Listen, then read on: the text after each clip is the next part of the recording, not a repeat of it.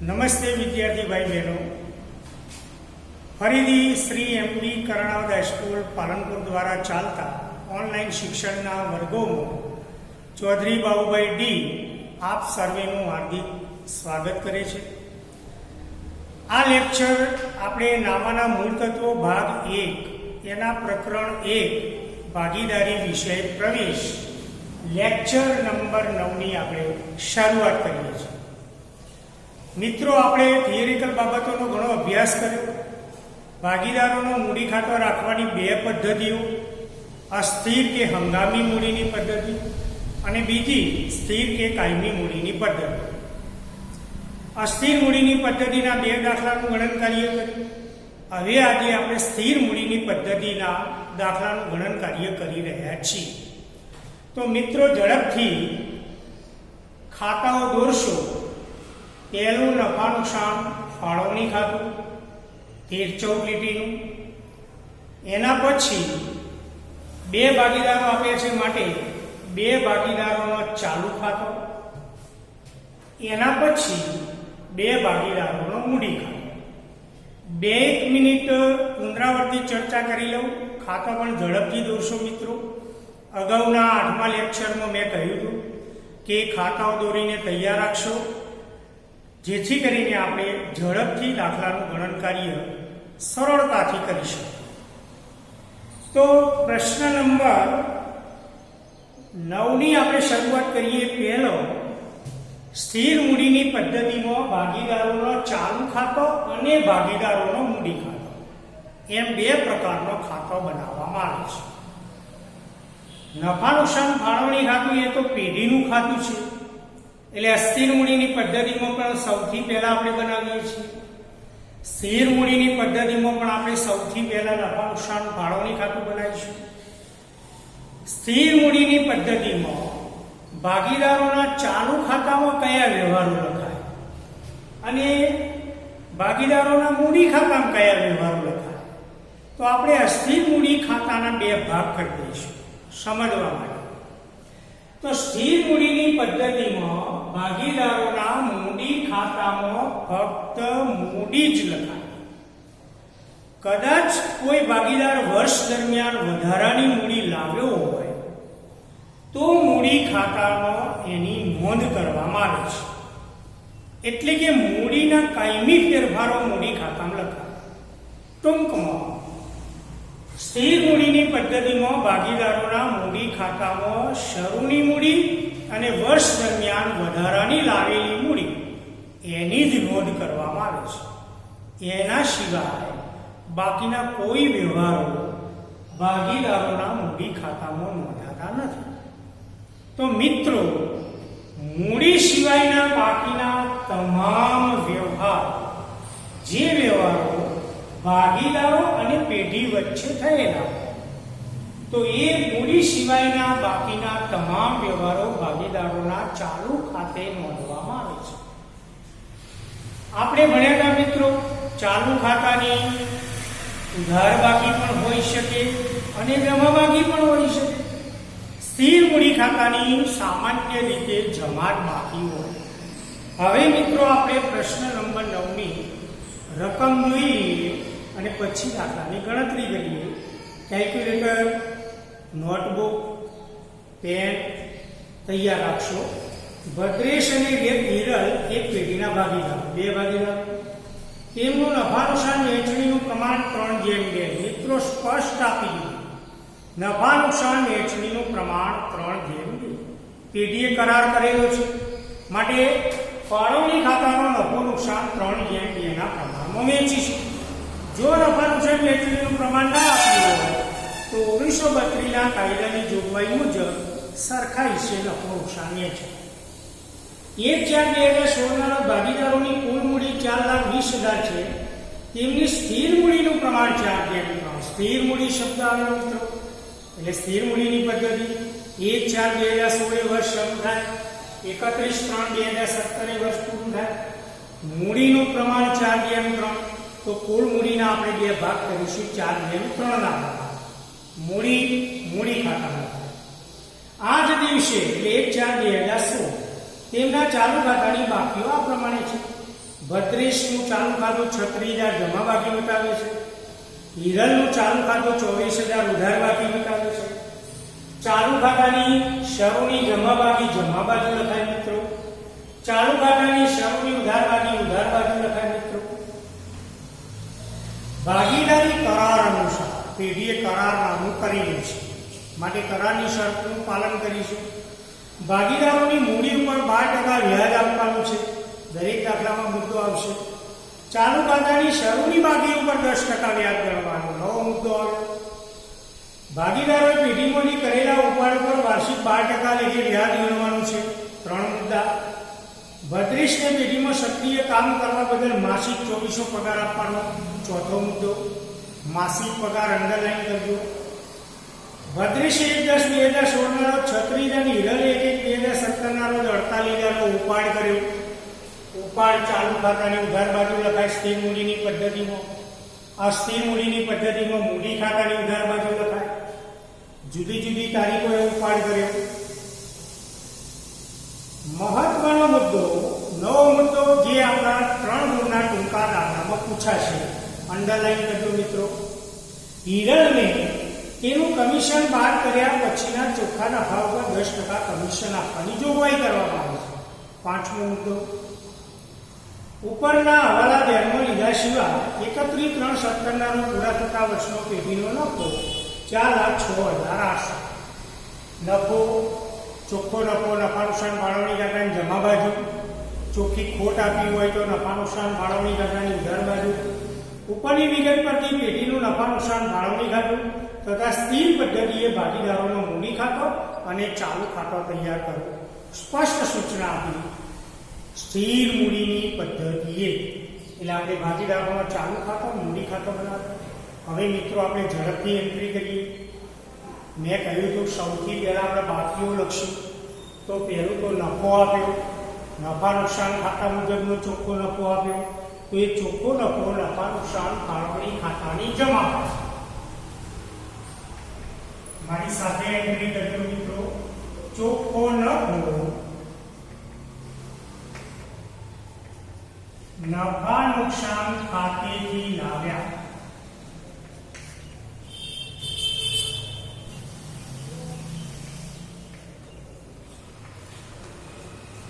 ₹4,06,800.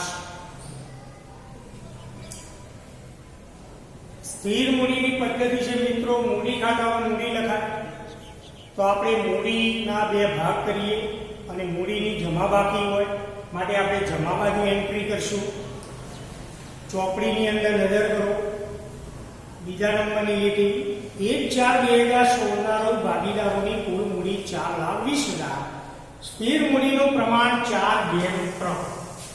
તો મૂડી ખાતાની જમા બાજુ 1/4/2016. શરૂની બાકી આગળ લાવ્યા. હવે 4,20,000 જે મૂડી આપી એનું મૂડીનું પ્રમાણ 4/3. સરવાળો 7 થાય. 4/7 ગુણ્યા 4,20,000. 3/7 ગુણ્યા 4,20,000. તો 4/7 ગુણ્યા 4,20,000 એટલે પહેલા ભાગીદારની શરૂઆતની મૂડી 2,40,000. કેલ્ક્યુલેટરનો ઉપયોગ કરજો મિત્રો. 4/7 ગુણ્યા 4,20,000. 3/7 ગુણ્યા 4,20,000 1,80,000. મેં મૌખિક ગણતરી કરી છે. ટેલી કરજો મિત્રો. 3/7 ગુણ્યા 4,20,000 આ શરૂની. હવે દાખલાની અંદર આપણે જોયું તો કોઈ ભાગીદાર વર્ષ દરમિયાન વધારાની મૂડી લાવતો નથી. કદાચ જો કોઈ ભાગીદાર વધારાની મૂડી લાવે તો સ્થિર મૂડીની પદ્ધતિમાં મૂડી ખાતાની જમા બાજુ લખાય. પણ આ દાખલામાં કોઈ ભાગીદાર વર્ષ દરમિયાન વધારાની મૂડી લાવતો નથી. તો હવે મૂડી ખાતામાં મૂડી સિવાયની કોઈ નોંધ થશે નહીં. મૂડી સિવાયના બાકીના વ્યવહારો ચાલુ થશે. હવે આપણે ચાલુ ખાતાની બાકીઓ લખી. તો ચોપડીની અંદર નજર કરો મિત્રો, પહેલા પેરેગ્રાફની અંદર આ જ દિવસે તેમના ચાલુ ખાતાની બાકીઓ 32નું ચાલુ ખાતું જમા બાકી બતાવ્યું છે. જેની જમા બાકી હોય એ જમા બાકી 1/4/2016 બાકી આગળ લાવ્યા. 32નું ચાલુ ખાતું 36,000ની જમા બાકી બતાવે છે. 32ના ખાનામાં 36,000, હિરલના ખાનામાં ડેશ. જે ભાગીદારનું ચાલુ ખાતું ઉધાર બાકી બતાવતું હોય એ ઉધાર બાકી 1/4/2016 બાકી આગળ લાવ્યા. 32ના ખાનામાં ડેશ, હિરલના ખાનામાં 24.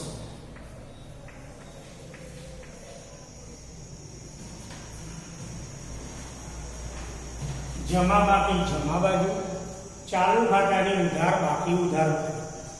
હવે ઉપાડ સ્થિર મૂડીની પદ્ધતિમાં ઉપાડ ચાલુ ખાતાની ઉધાર બાજુ લખાય. મિત્રો, આ મુદ્દો હેતુલક્ષી પ્રશ્નની અંદર પૂછાય છે કે ભાગીદારો જો સ્થિર મૂડીની પદ્ધતિ અપનાવતા હોય તો ભાગીદારનો ઉપાડ કયા ખાતામાં કઈ બાજુ નોંધાય?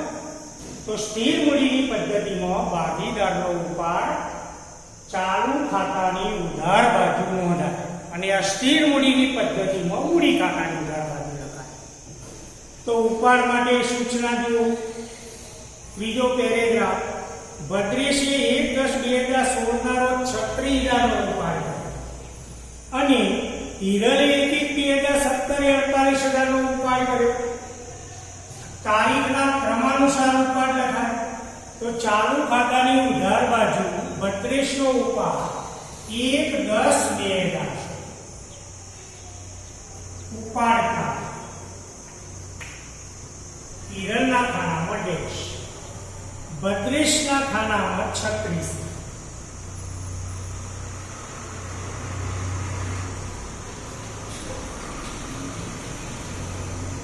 હિરલે 1/1/2017 ના રોજ 48,000નો ઉપાડ કર્યો. 1/1/2017 ડિસેમ્બર પૂરો થાય, વર્ષ બદલી જાય મિત્રો. ઉપાડ ખાતે હિરલના ખાનાની અંદર 48,000.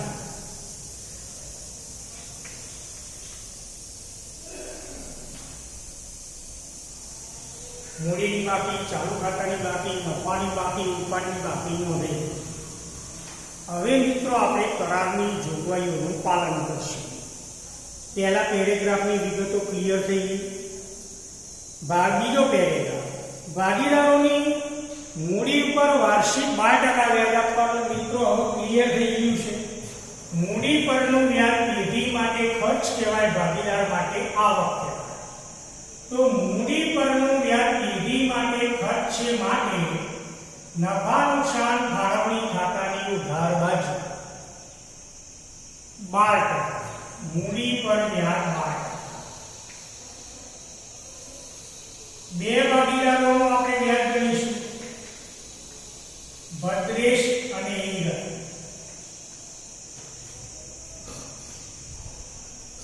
મૂડી ખાતામાં નજર કરો મિત્રો, કેલ્ક્યુલેટરનો પણ ઉપયોગ કરજો. કોઈ ભાગીદાર વર્ષ દરમિયાન વધારાની મૂડી લાવ્યો નથી.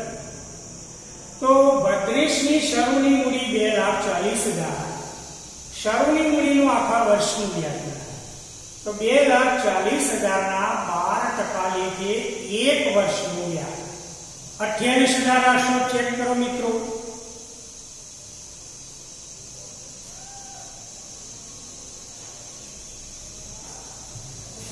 ભદ્રેશની મૂડીનું વ્યાજ 28,000.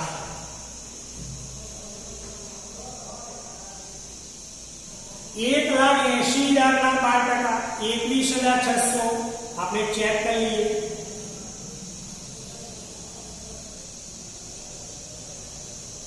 હિરલની મૂડીનું વ્યાજ 21,600. સરવાળો 12 કરો.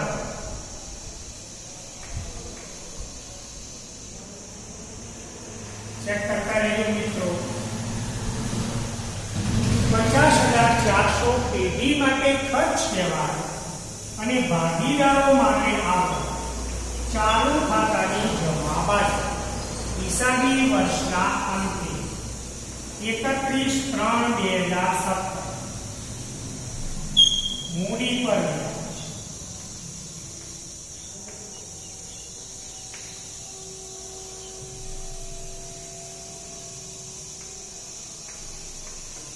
28,800 21,600 નવો મુદ્દો આવ્યો મિત્રો ચાલુ ખાતાની શરૂઆતની બાકી ઉપર 10% વ્યાજ ભદ્રેશનું ચાલુ ખાતું જમા બાકી બતાવે છે તો આપણે ભણી ગયા ચાલુ ખાતાની જમા બાકીનું વ્યાજ પેઢી માટે ખર્ચ કહેવાય અને જે તે ભાગીદાર માટે આવક કહેવાય ભાગીદાર માટે આવક છે માટે ચાલુ ખાતાની જમા બાજુ અને પેઢી માટે ખર્ચ છે માટે નફા નુકસાન ફાળવણી ખાતાની ઉધાર બાજુ મિત્રો સરળ કરે એટલા માટે જે ભાગીદારનું ચાલુ ખાતું જમા બાકી બતાવતું હોય એનું વ્યાજ પણ ચાલુ ખાતાની જમા બાજુ હવે પેઢી અને ભાગીદારી વિરુદ્ધના પક્ષકારો માટેની બીજી અસર ચાલુ ખાતાની જમા બાજુથી ફાળવણી ખાતાની ઉધાર બાજુ તો આપણે ચાલુ ખાતાની જમા બાજુ વ્યાજ લખીએ ચાલુ ખાતાનું વ્યાજ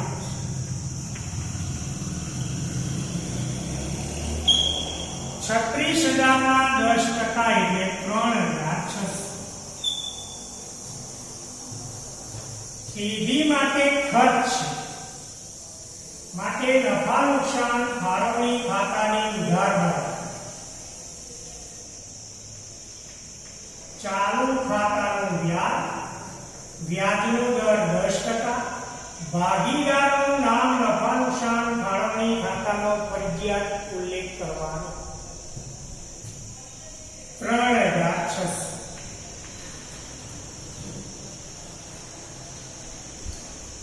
મિત્રો એન્ટ્રી કરવામાં ભૂલ ના પડે જે ભાગીદારનું ચાલુ ખાતું જમા બાકી બતાવતું હોય એનું વ્યાજ પણ ચાલુ ખાતાની જમા બાજુ અને વિરુદ્ધની બાજુએ ફાળવણી ખાતાની ઉધાર એ જ પ્રમાણે હિરલનું ચાલુ ખાતું ઉધાર બાકી બતાવે છે પેઢી માટે લેણું કહેવાય તો ઉધાર બાકીનું વ્યાજ પેઢી માટે આવક કહેવાય જે તે ભાગીદાર માટે ખર્ચ કહેવાય તો ઉધાર બાકીનું વ્યાજ પણ ચાલુ ખાતાની ઉધાર બાજુ અને વિરુદ્ધની બાજુએ નફા નુકસાન ફાળવણી ખાતાની જમા બાજુ તારીખ છે 31/3/2017 ચાલુ ખાતાનું વ્યાજ 24,000 ના 10% 24 હિરલ માટે ખર્ચ બીજી એન્ટ્રી વિરુદ્ધની બાજુ પેઢી માટે આવક તો ચાલુ ખાતાની ઉધાર બાકીનું વ્યાજ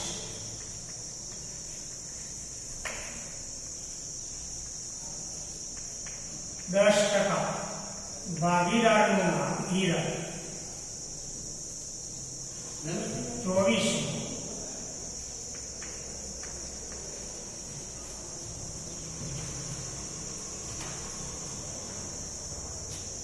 24 રૂપિયા પેઢી માટે ઉધાર બાકીનું વ્યાજ આવક કહેવાય અને ભાગીદાર માટે ઉધાર બાકીનું વ્યાજ ખર્ચ કહેવાય ત્યાર પછી પેઢીએ કરેલા ઉપાડ ઉપર 12% વ્યાજ ગણવાનું છે હવે વ્યાજ ગણવા માટે આપણે I = PRN/100 ના સૂત્રનો ઉપયોગ કરીશું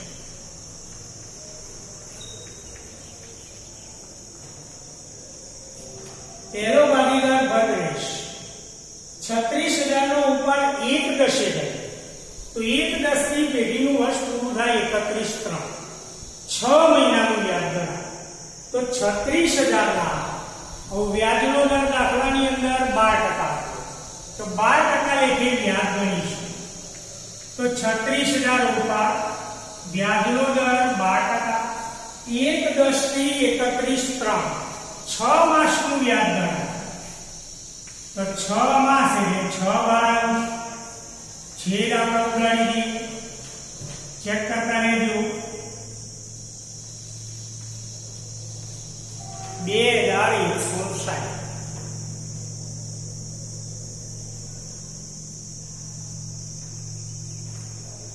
બીજા ભાગીદારનું મૂડીનું વ્યાજ આપણે ગણી કાઢ્યું. બીજા ભાગીદારનો ઉપાડ 48,000, પણ 1/1/2017 એ ઉપાડ કર્યો તો 1/1/2017 થી 31/3 એટલે 3 માસનું વ્યાજ ગણાય. તો બીજા ભાગીદારના ઉપાડની રકમ 48,000, વ્યાજનો દર 12%, 3 માસનું વ્યાજ ગણાય 3 વારાંશ.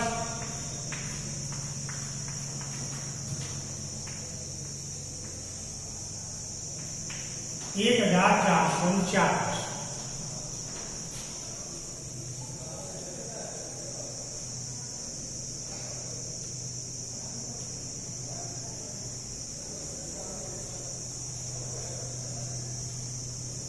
હવે આપણે એની એન્ટ્રી ઉપાડ પરનું વ્યાજ પેઢી માટે આવક માટે નફા નુકસાન ફાળવણી ખાતાની જમા બાજુ. ઉપાડ પર વ્યાજ 12%. બંને ભાગીદારોનો નામ.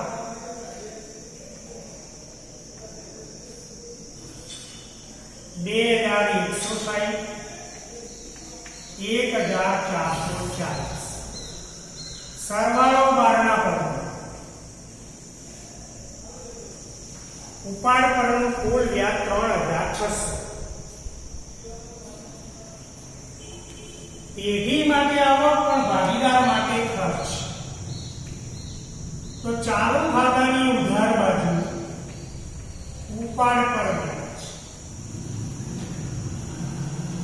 2,160, ₹1,440.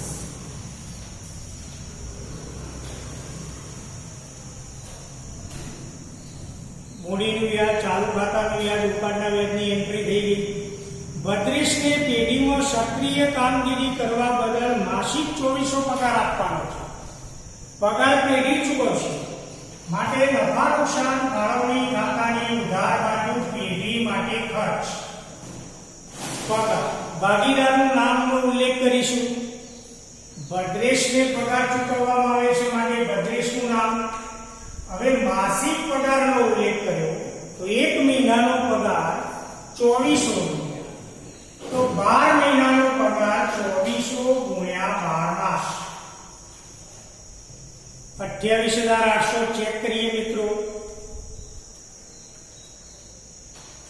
તો 28,800 રૂપિયા પગાર પેઢી માટે ખર્ચ કહેવાય અને ભદ્રેશ માટે આવક. માટે બીજી એન્ટ્રી ભદ્રેશના ચાલુ ખાતાની જમા બાજુ. પગાર પેઢી માટે ખર્ચ.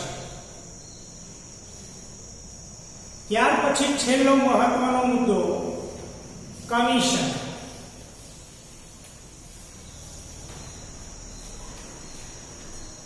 મહત્વનો નવો મુદ્દો, ટૂંકા દાખલામાં મુદ્દો પૂછાશે.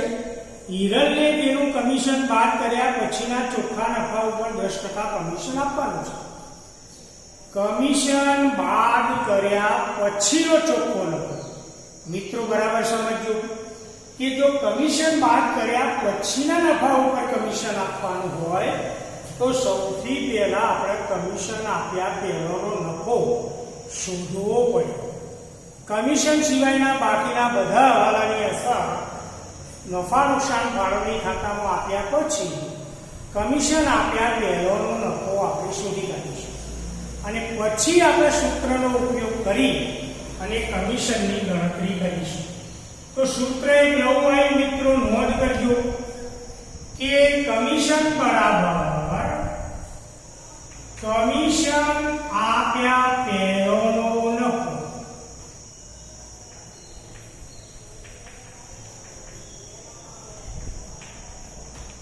ગુણ્યા કમિશનનો દર ભાગ્યા 100 વત્તા કમિશનનો દર. મિત્રો એક નવું સૂત્ર આવ્યું, નોંધ કરજો.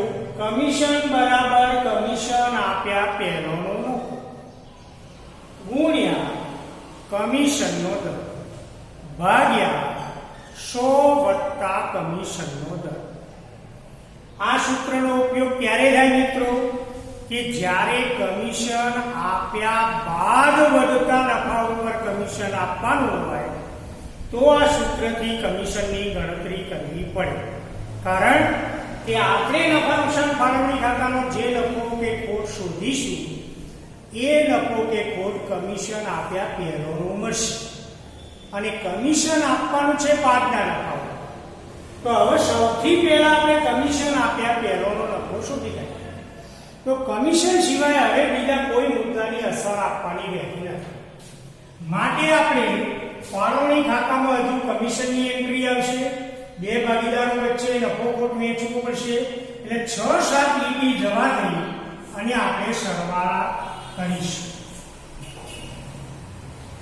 નફો દેખાય છે, જમા બાજુનો સરવાળો વધારે છે એટલે નફો દેખાય છે, માટે આપણે જમા બાજુનો સરવાળો પહેલા કરીએ.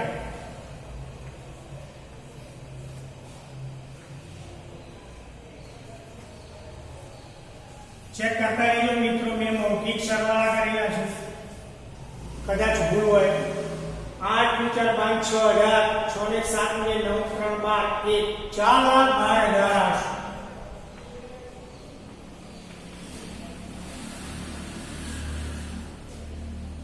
હવે આપણે કમિશન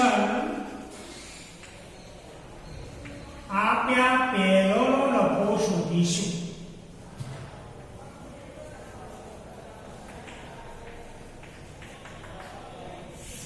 કમિશન આપ્યા પહેલોનો નફો. તો અગાઉ દાખલામાં આપણે ગણતરી કરી હતી કે નફા નુકસાન ફાળવણી ખાતાના જમા બાજુના સરવાળામાંથી ઉધાર બાજુનો સરવાળો બાદ કરીશું. તો જમા બાજુનો સરવાળો 4,12,008. ગણતરી લખતા જજો મિત્રો.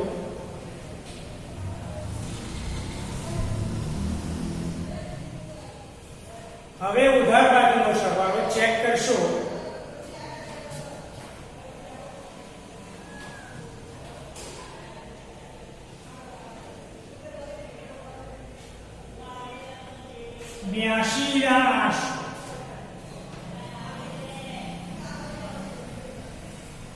બાદ બાકી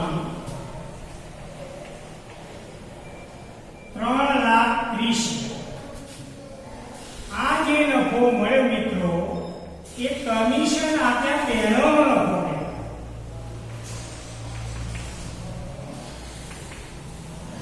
કમિશન આપ્યા પહેલાનો નફો. હવે સૂત્રમાં આપણે કિંમત મૂકશું. હિરલને કમિશન આપવામાં આવે છે તો હિરલનું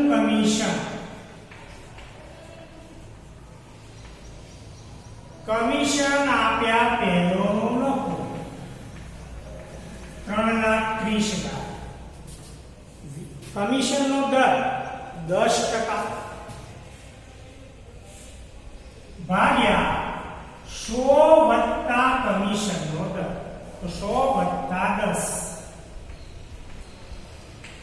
3,30,000 × 10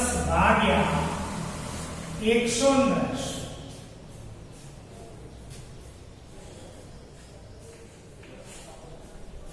30,000 કમિશન મળશે.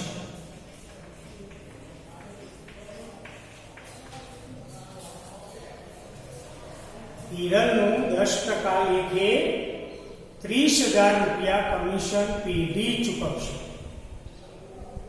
હવે એન્ટ્રી કરીએ.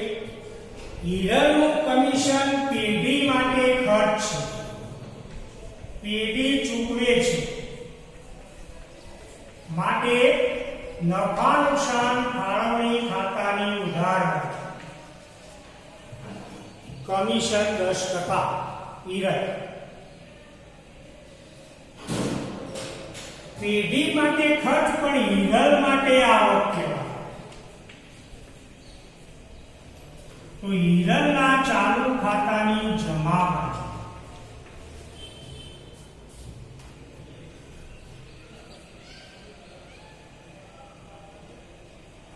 હવે મિત્રો કોઈ અસર આપવાની બાકી રહેતી નથી. તો હવે આપણે વહેંચણી પાત્ર નફો શોધી કાઢીએ. થોડી સમજનો ઉપયોગ કરવાનો. કમિશન આપ્યા, પહેલાનો નફો 3,30,000, એમાંથી પેઢીએ 30,000 કમિશન હિરલને ચૂકવ્યું.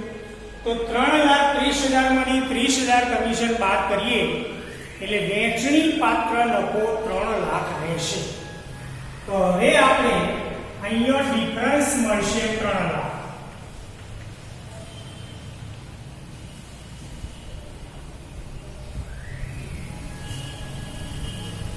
અહીંયા પહેલી લીટીમાં આપણે ઉલ્લેખ કરીશું વહેંચણી પાત્ર નફો સ્થિર મૂડીની પદ્ધતિ છે માટે ચાલુ ખાતે લઈ જઈશું. અસ્થિર મૂડીની પદ્ધતિ હોય તો મૂડી. હવે આ કયા પ્રમાણમાં નફો નુકસાન વહેંચવું? તો પહેલી લીટીની અંદર નફા નુકસાન વહેંચણીનું પ્રમાણ 3:2 આવે. તો 3:2 ના પ્રમાણમાં ભદ્રેશ અને ઈરલ નફા નુકસાન વહેંચણીનું પ્રમાણ ન આપ્યું હોય તો સરખાઈ છે 3/5 ગુણ્યા 3 લાખ. કેલ્ક્યુલેટરનો ઉપયોગ કરજો મિત્રો. 3/5 ગુણ્યા 3 લાખ 1,80,000. 2/5 ગુણ્યા 3 લાખ 1,20,000.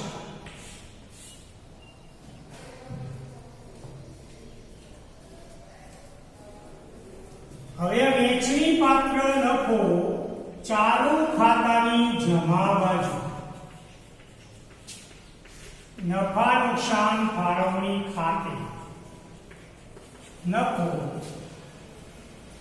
ભદ્રેશના ભાગે આવતો નફો 1,80,000, હિરલના ભાગે આવતો નફો 1,20,000. ફાળવણી ખાતું ક્લિયર થઈ ગયું. હવે મહત્વનો મુદ્દો ચાલુ ખાતાની બાકીઓ. તો ચાલુ ખાતાની જમા બાકી પણ હોઈ શકે અને ઉધાર બાકી પણ હોઈ શકે. તો આપણે પહેલા ભદ્રેશના ચાલુ ખાતામાં નજર કરીએ કે જમા બાજુની રકમોનો સરવાળો વધારે છે કે ઉધાર બાજુ. તો સ્પષ્ટ દેખાય છે 36,000, 2,000, 38,000 જમાનો સરવાળો વધારે દેખાય છે. માટે ભદ્રેશના ચાલુ ખાતું જમા બાકી બતાવશે. ડિફરન્સ ઉધારનો આવશે. હિરલના ચાલુ ખાતામાં નજર કરીએ તો જમા બાજુનો સરવાળો વધારે દેખાય છે, ઉધાર બાકીનો સરવાળો ઓછો દેખાય છે. તો હિરલનું ચાલુ ખાતું પણ જમા બાકી બતાવશે. બંનેના ચાલુ ખાતાનો જમાનો સરવાળો વધારે છે માટે તફાવત ઉધારમાં આવશે. માટે આપણે ઉધાર બાજુ 1-2 લીટી જવા દો અને સરવાળાની સીધી લીટી દોરીશું. ચેક કરતા રહેજો મિત્રો. જમા બાજુનો સરવાળો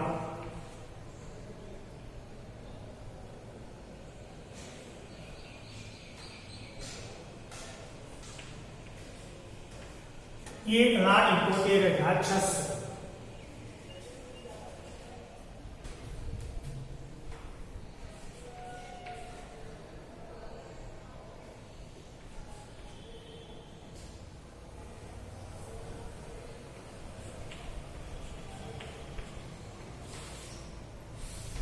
₹2,77,200. ચેક કરતા રહેશો.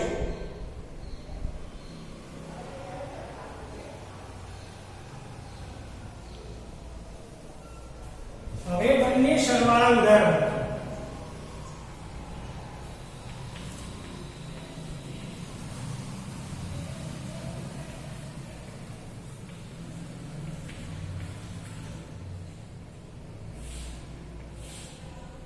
હવે ડિફરન્સ આપણે શોધી કાઢીએ.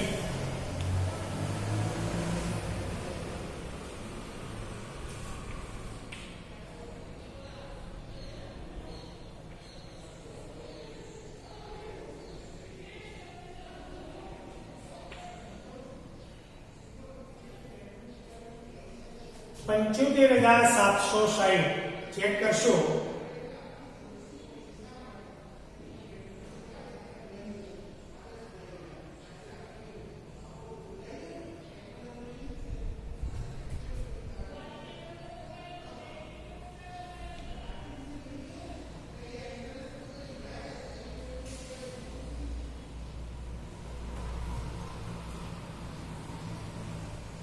95,760. પહેલા ભાગીદાર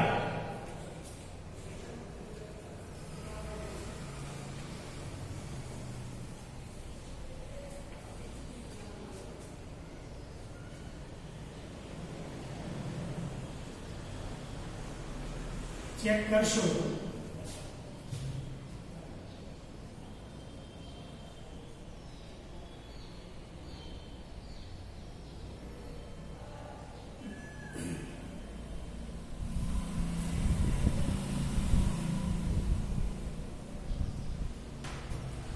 બંને ભાગીદારના ચાલુ ખાતાનો જમા બાજુનો સરવાળો વધારે થયો માટે બંને ભાગીદારોનો ચાલુ ખાતો જમા બાકી બતાવે છે. આ ચાલુ ખાતાની જમા બાકી પેઢી માટે દેવું કહેવાય, માટે પાકા સળિયામાં મૂડી દેવો બાજુ દર્શાવવામાં આવે છે. હવે ભાગીદારોની સ્થિર મૂડીની પદ્ધતિમાં મૂડીની હંમેશા જમા બાકી હોય માટે જમા બાજુનો સરવાળો 2,40,000 1,80,000.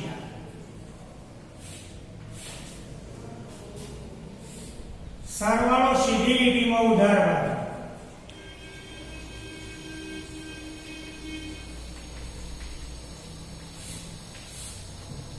ડિફરન્સ પણ એના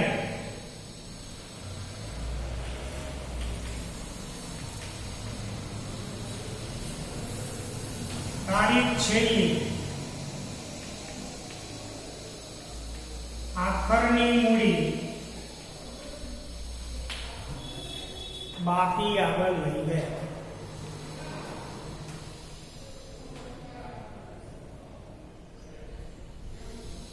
તો વિદ્યાર્થી ભાઈ બહેનો, નફા નુકસાન ફાળવણી ખાતું, ચાલુ ખાતો, મૂડી ખાતો બાકી કેલ્ક્યુલેટરથી ચેક કરશો. મેં મૌખિક રીતે બાકી શોધેલી છે, ભૂલ ચૂક હોય તો સુધારી દેજો. મૂડી ખાતામાં ફક્ત મૂડી લખાય, મૂડી સિવાયના વ્યવહારો ચાલુ ખાતામાં લખાય. ચાલુ ખાતાની જમા બાકી મૂડી લેવા બાજુ પાકા સળિયામાં. કદાચ ચાલુ ખાતું ઉધાર બાકી બતાવે તો મિલકત લેવા બાજુ દર્શાવાય.